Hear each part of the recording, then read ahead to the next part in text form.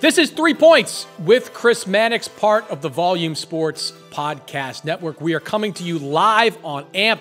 AMP, of course, is where you get all the Volume podcasts first. Make sure you subscribe to the Volume feed on AMP. Subscribe to my feed as well at Chris Mannix. So this show is going to be all about diving into three of the biggest topics in the NBA in that moment. I know we are still a couple of weeks away from the start of training camp, but there are still plenty of storylines going on in the NBA right now. And the storyline I want to dive into on this show is the future of Damian Lillard in Portland. It has been months now since Lillard asked for a trade from the Trailblazers. We thought around mid-July that we might get a deal between the Blazers and the Miami Heat.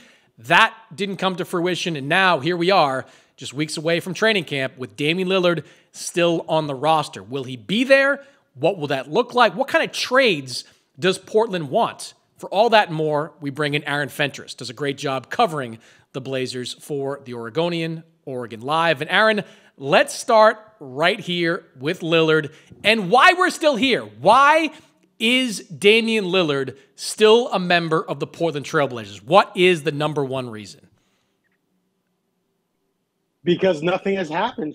There's been no negotiations, no talks, no nothing. The thing got shut down. People went on vacation after Summer League. People have sprinkled in back from vacation since then, and still nothing happened. And it's been widely reported, and I've reported it as well, that the Blazers did not engage in any types of discussions whatsoever with Miami to try and move this forward. And some people argue, well, who's responsible for that? Well, it takes two to tango. And the Blazers have not been willing to put on their dancing shoes. So that stalls things. And so I am perplexed. Sometimes one of my mistakes I make with the NBA is that I kind of believe common sense and logic are going to, supersede drama and ego and all that kind of stuff. And so for me, I thought I was going to get done in Vegas. That was my hope, but I was told before Vegas, it could take weeks. And I put that out there. I've seen some of your videos where you were saying it could take months. And then Colin finally said it could take months. So I guess I shouldn't be surprised that we're here, but I am. With camp 3 weeks away, I thought something would at least be rolling. Like there would just be stuff going on, other teams involved, other offers, things trying to push the agenda forward. But there's been next to nothing, and that's why we're here, 3 weeks away from camp. And I'm not going to lie to you, man. Part of me, the journalist in me, wants Dame to come to camp because it's going to be amazing to cover. But the person in me is like, come on, can we just move on from this and turn the table and shift the focus to Scoot and Shaden and Ant moving forward? So you mentioned Vegas, and that's where Joe Cronin gave kind of the first public update after the trade request from Dame. And, at that time, he said, look, we're going to be patient in this process. We're going to do what's right for this organization. Was complimentary of Dame, of course, but, effectively said they weren't going to be pushed into doing any kind of deal. You were sitting there in the bowels of the Thomas and Mack Center with me. When Joe Cronin was speaking at that time, did you believe him? Did you believe that this was something the Blazers would be willing to draw out over the span of weeks and now obviously months? Yeah, I didn't know. Like, to me, it really depends on what their overall plan and agenda are.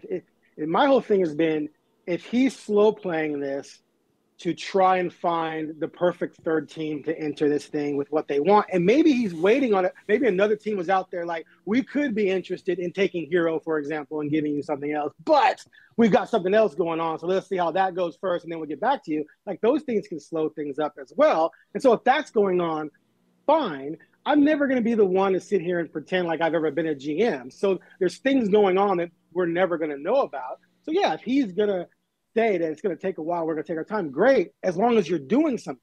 So have they really been doing anything? And according to all accounts, the people I've talked to and everyone else, what they're reporting is that nothing's happened. So if it's taking a long time because you're doing nothing, that's one thing. If it's taking a long time because you're actually being proactive and just trying to find a great deal, that's another. But right now, it's the former, and that, to me, I just don't quite understand. So it's pretty clear that whatever Miami's offer is, whatever it amounts to, is not enough for Portland. That's I think that goes without saying at this point. But may I add one thing though? do we even know what the totality of that is? Because no, that's what I'm saying. Negotiate and say what, like I've been told that one of the problems is the Blazers won't even say exactly what they want. I mean, it's logical that they wouldn't want Tyler Hero because they already have, right now they have 5 guards they kind of need to play with Dame, right? So if you trade Dame and bring in Hero, where's Hero going to play? If it's not a part of your feature, you're not going to give him Shaden's minutes or Ant's minutes, right? So we get that. But sometimes you take an asset and then maybe deal with it later. But if you don't want him, great. Well, who do you want? And who can we bring in to give you what you want? If you won't have that conversation, then where can things go? So I don't think we know exactly what they could really squeeze out of this thing because they won't negotiate. Anyway, continue. Sorry. No, I agree. Whatever that offer is, whatever the initial offer was, they're not impressed with, and they believe there's something better out there down the line. Now, everybody, I'm sure, within Portland is hoping that there is a Brooklyn, Phoenix, Kevin Durant type situation or an Oklahoma City Clippers, Paul George situation. That might seem pie in the sky, but it does seem to me that the Blazers, part of them believes that if nothing comes of, if nothing improves with this Miami offer or there's nothing that comes out of this current situation, that, bringing Dame to camp, bring him into the season, might, at some point generate better offers. You might get to midseason and have a team out there that's in contention. Maybe it's in the Western Conference, maybe it's in the East, that is looking at Damian Lillard and saying, all right, well, now that guy could be the missing link to our team. Do you get the sense that there's a belief that better things could be coming if they drag this thing into the season? So let's go back to the beginning of this. So I was told by a Blazer source, and Cronin put this out there himself, right, that they want a star level trade. And so I talked to a source about that, and they brought up Gobert, Durant, and Donovan Mitchell, right? Well, first of all, I think everyone believes Minnesota gave up too much for Gobert, right? Oh, yeah. I mean, right? Okay, so you're not going to get that. That's one. No one believes that Dame is Kevin Durant. So you're probably not going to get that. And I even think there was an overpay. But whatever, it's Durant. Donovan Mitchell is an interesting one because I think it was 3 firsts, maybe a swap, and then you got Lowry. But Lowry wasn't traded as a future All-Star. Lowry was traded as this guy hasn't reached his potential. We'll throw him in there with Colin Sexton, right? But I said to this person, I said all these things to this person, and I said Donovan Mitchell was 26. And now you brought up Paul George. Paul George was 27. It is fascinating to me that it seems like a lot of people in Portland, I deal with this on Twitter all the time, and maybe even the Blazers, want to ignore that Lillard is 33. A 33-year-old point guard who doesn't play defense, owed $216 million over 4 years, who just came off a calf injury, who before that had surgery. Now, he just had his best season ever probably, but we all know that when the wall hits, it hits.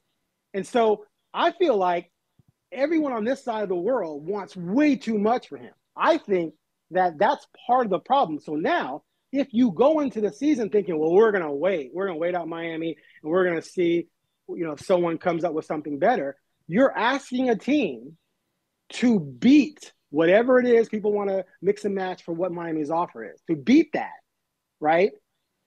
And to do so for a guy who I just said, 4 years, $260 million, who does not want to play for you and has made that clear. So who's going to roll the dice on that? I don't know. Then you risk, are you going to play him? Okay, so if you play him, is he going to tweak something? Hamstring, quad, ankle, calf again. Does that hurt his value? Heaven forbid he has a serious injury and you're stuck with him, and now he's 34 next season coming off a serious injury. So then what do you get for him? So it seems like a massive roll of the dice for me. Now, some people have brought up, well, Brooklyn didn't give up Durant right away, right? But Brooklyn with Kyrie and Durant, in theory, were contenders. And they should have contended if Kyrie hadn't forced his way out. Blazers have no chance to win whatsoever. So there's no incentive there to say, we're going to bring Dame back and maybe we'll contend. No, you're going to be bad because you've done nothing really to improve the team. So I just don't understand the risk there. And I feel like overall they're chasing something that's not going to be there.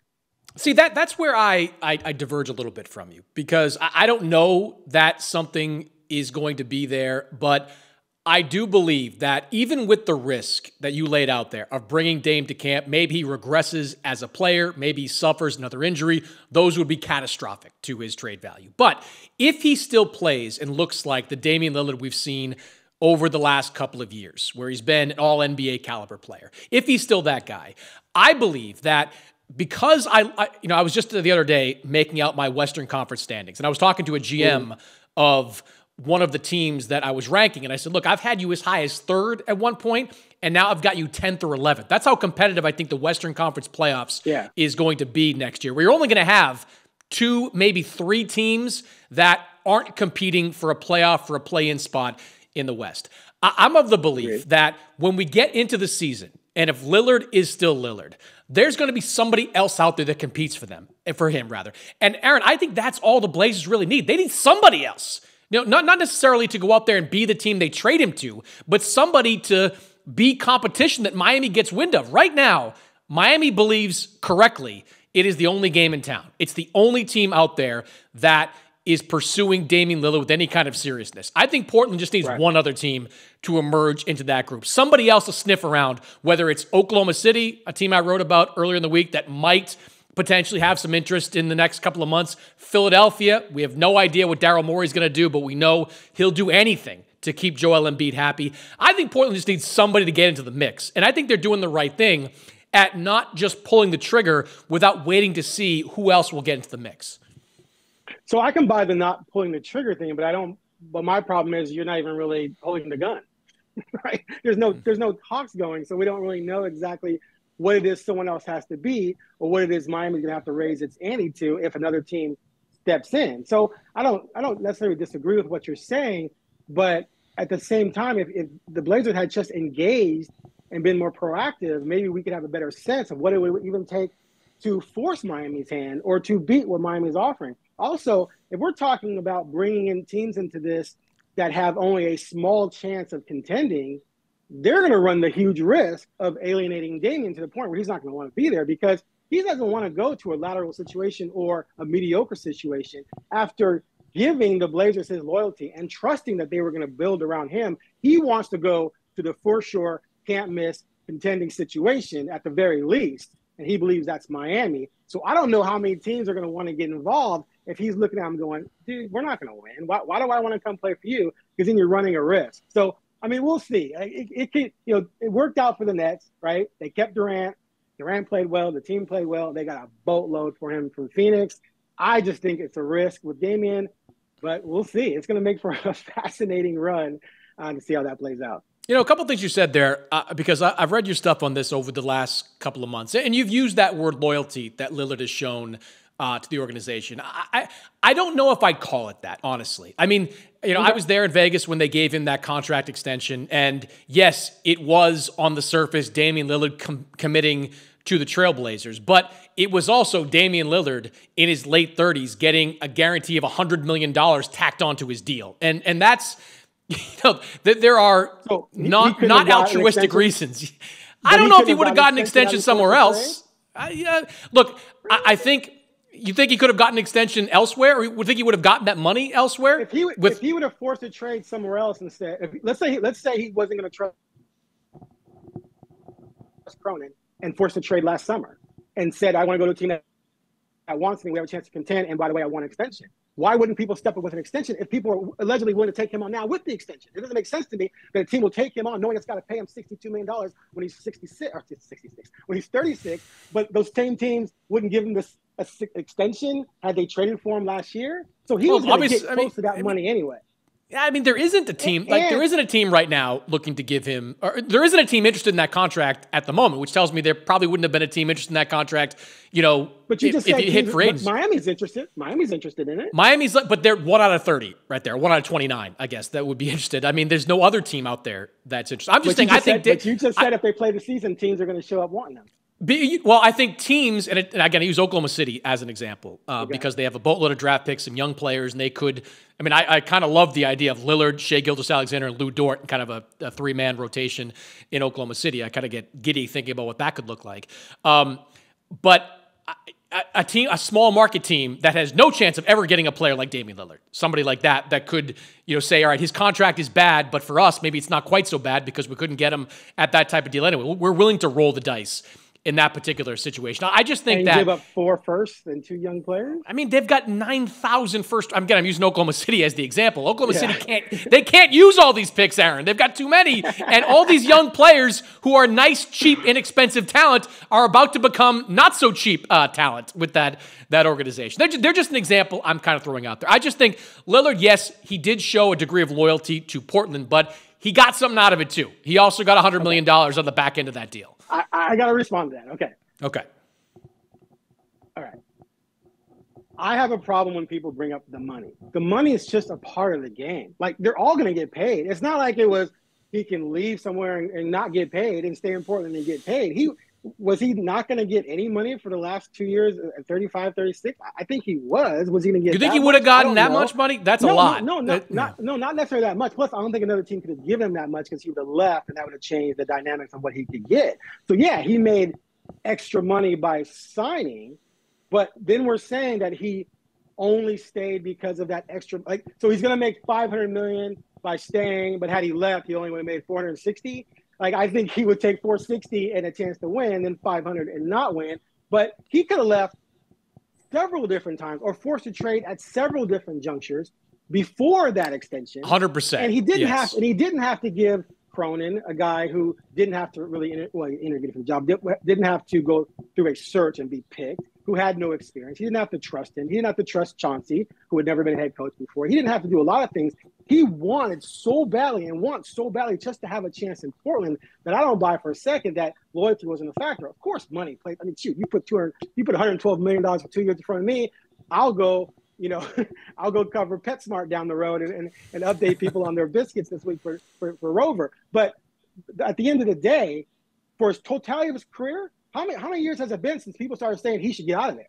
Like 4 or 5 years now? Oh, many. Look, he has shown in the past, I agree with you 100%. When people were telling him to demand a trade, he was saying, no, I'm committed to Portland. I want to win a championship in Portland. He 100% showed loyalty back then when he was in his late 20s, even early 30s. I just think when you get to that point where last summer he was 32 years old and he's looking at the possibility of tacking on $100 million. Look, this is the landscape we're in right now, Aaron, where you go back to Carmelo Anthony, where he didn't want to be a Knick, but he wanted that 5th year, so he signed back with the Knicks. Bradley Beal had no interest in being a Wizard for life. He signed on that deal because he wanted to get the contract money when he's in his 30s. I think that a big part of that was Lillard making sure he got those last couple of years and those big dollars on that contract. But this is the situation that we're in right now. So let's just jump to topic number 2, which is how likely is it that we get to early October, Media Day, and Damian Lillard is at Media Day, a member of the Portland Trail Blazers? How comfortable do you think the Blazers are going to be bringing Lillard into camp? After months of believing it wasn't going to happen, I'm going to believe that it's absolutely going to happen unless we start hearing that there's actual movement and talk. Like unless some news comes out that there's more engagement, there's more activity, this team might be getting in, so-and-so is interested in Hero, et cetera, then as of right now, I'm planning on Dame being there on Media Day and being at training camp. To me, it's just amazing that we're in mid-September and we're still talking about this. And so why wouldn't it take a few more weeks, given the fact that nothing has been moving for 2 months? So I'm completely flipped my stance on this, and I'm preparing for him to be there. Yeah, I'm kind of with you because every time I talk to people with teams that I think might have interest in Damian Lillard, I hear nothing about actual interest. I hear no interest whatsoever, and like you, I don't hear any kind of movement with the Miami and the Portland situation. I think we get to early October, and Damian Lillard is there, and look, I think he's going to show up. I mean, I don't. And I'm with you. I think you've written the same thing. Like, the idea that Lillard, he wants to go to Miami clearly, but the idea if he got traded somewhere that he would no-show, I don't buy that. The idea if he's still with Portland, he would no-show, I don't buy that. He's too professional. He's just been this guy, and you know this. He does not want to exit Portland on bad terms. I mean, how important do you think that is to him? His reputation amongst fans and people that follow the organization. It's beyond really words how committed and dedicated he's been to this community and how desperately he wanted a chance to contend here. But he saw his biological clock ticking on his prime, and it just forced his hand because he made it clear that he just wants a chance to win in Portland. Like, if you just gave him a team where it's going to win like 47 games, and if they got into the playoffs, if they played really well, they could surprise people, which especially in an era now where there's no super team, right? There's no dominant the Heatles or anything like that running around. We just saw the two play-in teams get to the conference finals, one to the finals, right? So that's where the league is right now. That's all he wanted. But Portland's not even coming close to giving him that. So that's where it's just forced him, where it's like, well, I'm not going to stay in Portland and help raise two teenagers. Like, that's not what I want to do with the last few years of my prime. I just want a chance somewhere else. But now he wants more of a guaranteed chance. And I want to go back to something else that's really important in all this, is that when Joe Cronin took over the job, up until the draft night, he had 9 press conferences where he said he was committed and dedicated to building around Dame. That was the goal. And that's what Damian heard, which was part of the reason why he signed the contract. You say maybe it was about the money too, but it was part of it was that. And I asked Cronin about that, and Chris Haynes asked Dame about that, and they both talked about the commitment to winning. They have not made that commitment in Dame's timeline. They've changed that. And so I sort of feel like that if you're going to pull the rug out from under him, which they did, and even if it's justified for whatever reason, do right by the guy and send him where he wants to go. And that's the trouble I have with that. That's why I think they should have sat down with Miami day one and said, let's figure this out. But it was clear that they thought, well, if we draft Scoot and keep him, they might ask out. If he asks out, wow, what could we get for him? And that's the mistake they made, because now you're treating Damian, this guy who's loyal to you, like a commodity, like a piece of property that you're going to flip. You wouldn't build around him, but you'll use him to build around Scoot, his replacement. So why wouldn't Dame take that personally and dig his heels in and go out with his agent and say, we're not going to play for you, we're not going to play for you, I want to go to Miami? That's really his only leverage. But he doesn't want this to be that contentious. He wanted to just go to Miami, Portland gets some assets, and there's still that love and respect, and that down the line, after his 4 years are up, he could come back to Portland for his last year or two, so like Scottie Pippen did back with the Bulls, right? And end his career that way. But it's looking like if it's contentious, that might not be the case, at least with this regime. You know, and we're kind of ping-ponging a little bit here, but to go back to the extension that you talked about and the commitment to winning with Dame, I can just remember being there in Vegas when they announced that extension and hearing all the positive things. We're going to build around him. You know, Dame wants to be a Blazer for life. All those things that went into that presser. I remember sitting there, Aaron, and thinking, like, there's no way this is going to work. And maybe that's the pessimist in me. I just didn't believe it. I believe the Blazers had a ceiling, and it was a much shorter ceiling than the Portland officials at that time were letting on. They were too young. They were too small. They didn't have the kind of talent that some of the other teams in the Western Conference would have. I remember sitting there thinking, all right now the Blazers, even with Jeremy Grant, have themselves a playoff team, maybe.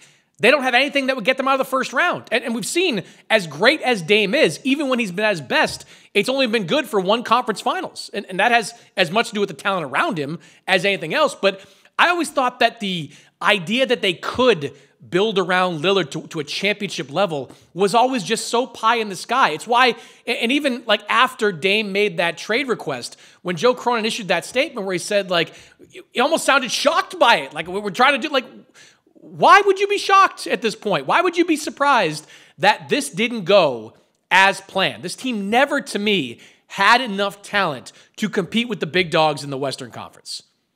Okay, so you're right. At that point, they didn't. But when Cronin took over, he had a plan that ran through the summer of 2023. It was a year-and-a-half plan. So at that point, we're only 6 months into it. They did get Jeremy Grant, which was a good move because you turned CJ, who was really redundant with Dame and Ant, into at least a 6'8" guy who was similar to CJ but gave you some length, gave you better defense. So that was a move in the right direction. You tanked, so you got Shaden, which was nice. Although the original goal was to trade that pick for a veteran guy. They targeted OG, but it didn't work out. And so coming to the next season, they felt like either a trade deadline move or something else near the draft or in the offseason would be to find the next piece. It turned out that things fell apart, and so they got a high draft pick, and that was the nugget. Flip that pick into that dude. That was supposed to be the plan. So, yeah, on the surface, it looked like, yeah, this is going to be tough. But when you got that lottery pick, that should have made it easier. The problem is the lottery pick ended up being too good, and the offers were not quite reaching the bar for Cronin, and so he shifted gears.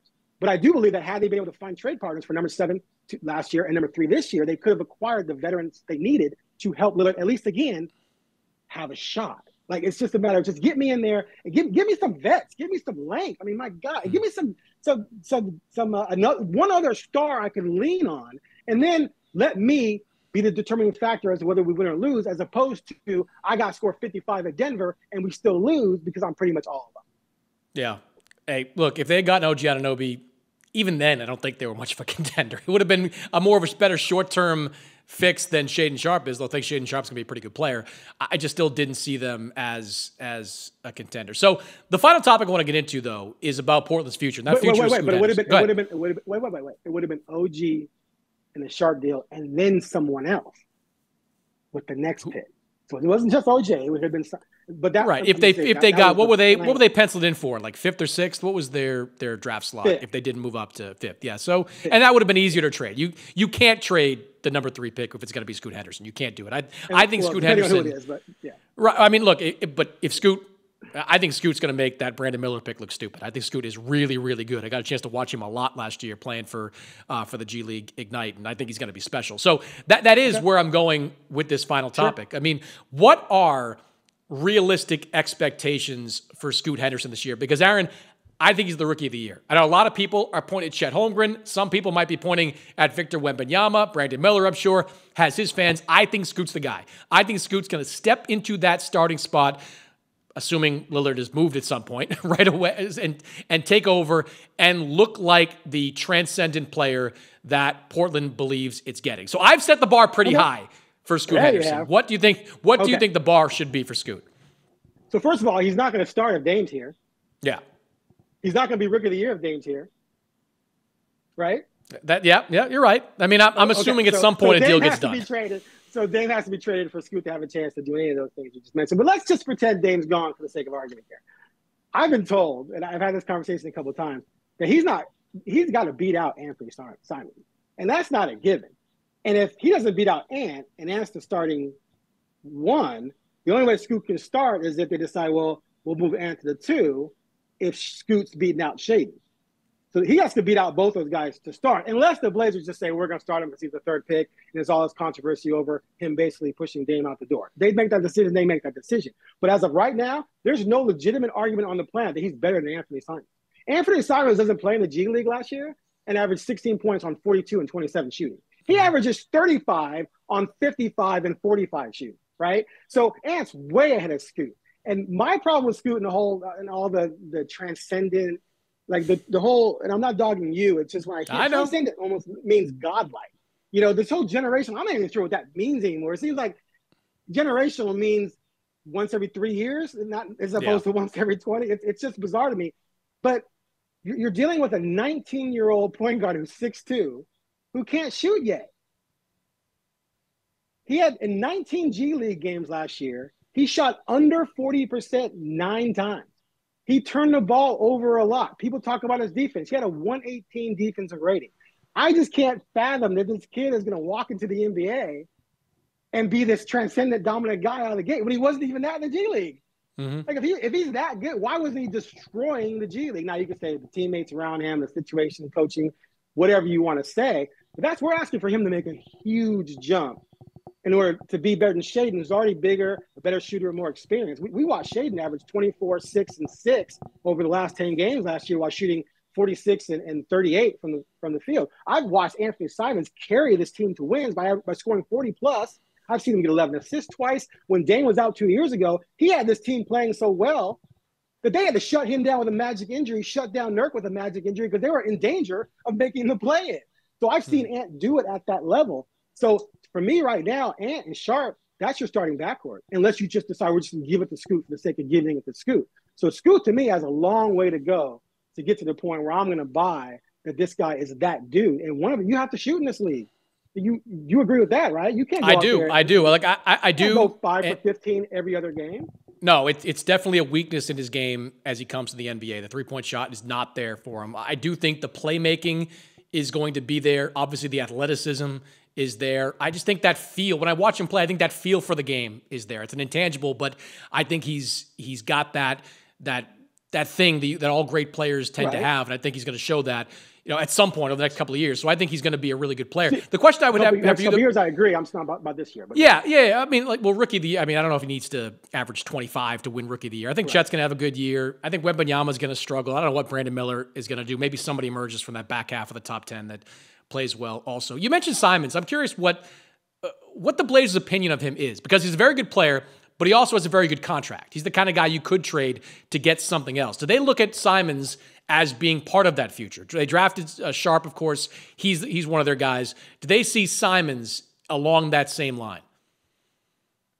Yeah, Simons is an interesting piece to all this, because in addition to trading the lottery pick, the idea was that you were going to trade Ant and some other picks to get even another guy. That's why I talk about the plan. The vision and the idea was there. Just nothing got executed, right? Because that could have been another player you could have brought in to help this whole situation. But they weren't necessarily able to move him. And nothing incentivized them to unlock future picks because they owe the Bulls a first-round pick, right? Which I believe wholeheartedly, without a doubt, that they know that's going to be a lottery pick. So you don't want to do anything to where you give them that pick outright so you can unlock other picks, and then you end up in the lottery because it's lottery protected, right? So, but the problem now is that, what was the problem with Dame and CJ? Like, I preached this for years. You're never going to contend when your best two players are small guard. Only one team's ever done it, and that was the Bad Boy Pistons, and they were backed by the greatest front court defensively ever, right? So unless you're going to accumulate that, it's not going to happen. So finally they move CJ, and who do they start? Ant, who's basically a more athletic version of CJ and not a very good defender. So now you go out and you get Scoot, who's 19, and you still have Ant, and even if you move Dan, you're still redundant there, and you got Sharp. So it's to me, you need to move Ant at some point if Scoot and Shaden are your guys in the backcourt. Otherwise, you're going to end up paying a lot of money to three guys, and there's going to be some redundancy there, and you're still way too small.